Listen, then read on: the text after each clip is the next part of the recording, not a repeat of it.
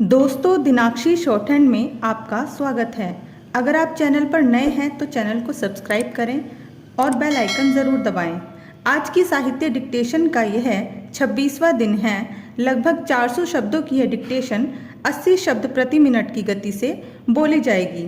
अगर आपको इस डिक्टेशन की एडवांस आउटलाइंस और वाक्यांश की आवश्यकता है तो आप हमारा पेड बैच ज्वाइन कर सकते हैं। हमारे पेड बैच को ज्वाइन करने के लिए आप डिस्क्रिप्शन बॉक्स में दिए गए मोबाइल नंबर पर व्हाट्सएप कर सकते हैं। तो चलिए डिक्टेशन को स्टार्ट करते हैं। डिक्टेशन स्टार्ट होगी 5 सेकंड बाद। Ready, start. साहित्य समाज का दर्पण होता है। प्रत्येक साहित्यकार अपने युगीन वातावरण, सामाजिक परिवेश से अवश्य प्रभावित होता है।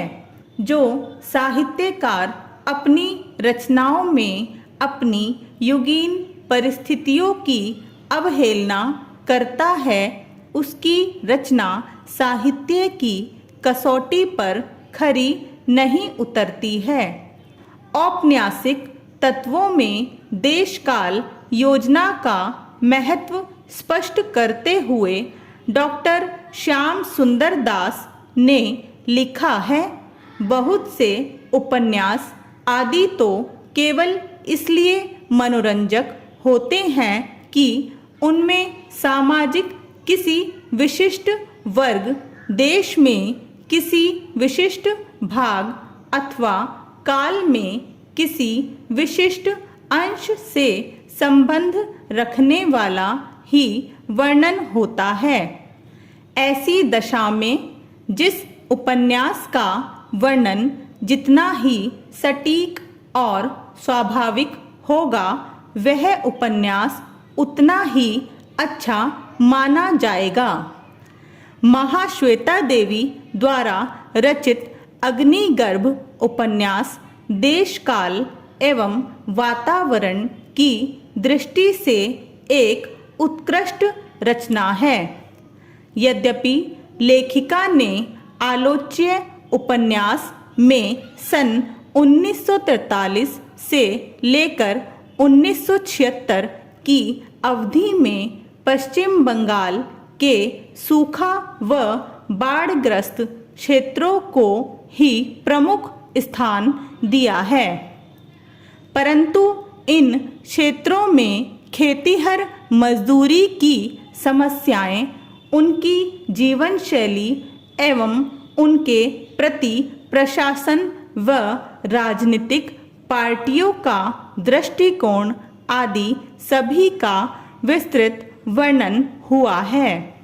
यद्यपि छोटे किसानों, खेतीहर मजदूरों तथा जमींदारों, महाजनों के पारस्परिक कटु संबंधों का उपन्यास सम्राट प्रेमचंद ने प्रेमाश्रम तथा गोदान उपन्यासों में चित्रण कर दिया था, परंतु उनके उपन्यासों में यथार्थ का चित्रण होते हुए भी समस्याओं का समाधान नहीं दिया गया है। इस दृष्टि से अग्निगर्भ उपन्यास प्रेमाश्रम व गोदान उपन्यासों की अगली कड़ी दिखाई देती है।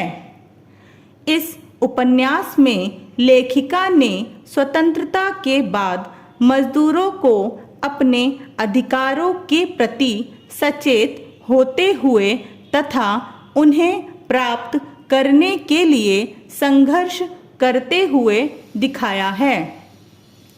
लेखिका ने आलोच्य उपन्यास की भूमिका में लिखा है, स्वतंत्रता के 31 बरस में मैंने अन्न, जल, जमीन, कर्ज, बेगार किसी से भी देश के मनुष्य को मुक्ति पाते नहीं देखा।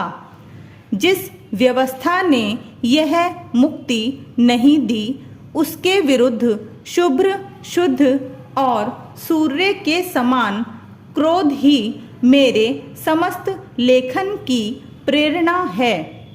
दक्षिण वाम सभी दल सामान्य मनुष्य से किए हुए वायदों को पूरा करने में असफल रहे हैं। ऐसा मेरा विश्वास है। मेरे जीवन काल में इस विश्वास को बदलने का कोई कारण होगा, ऐसी आशा नहीं है। इसी से सामर्थ्य के अनुसार मानव की कथा ही लिखी है, जिससे कि सामना होने पर उसके लिए लज्जित न होना पड़े, क्योंकि लेखक को जीवन काल में ही अंतिम न्याय के लिए उपस्थित होना पड़ता है और जवाबदेही की जिम्मेवारी रह जाती है। आलोच्य उपन्यास में एक सच्चे लेखक की जवाबदेही को निभाते हुए अपनी युगीन समाज की समस्याओं को, देश काल एवं वातावरण को भली भांति चित्रित किया है। स्टॉप।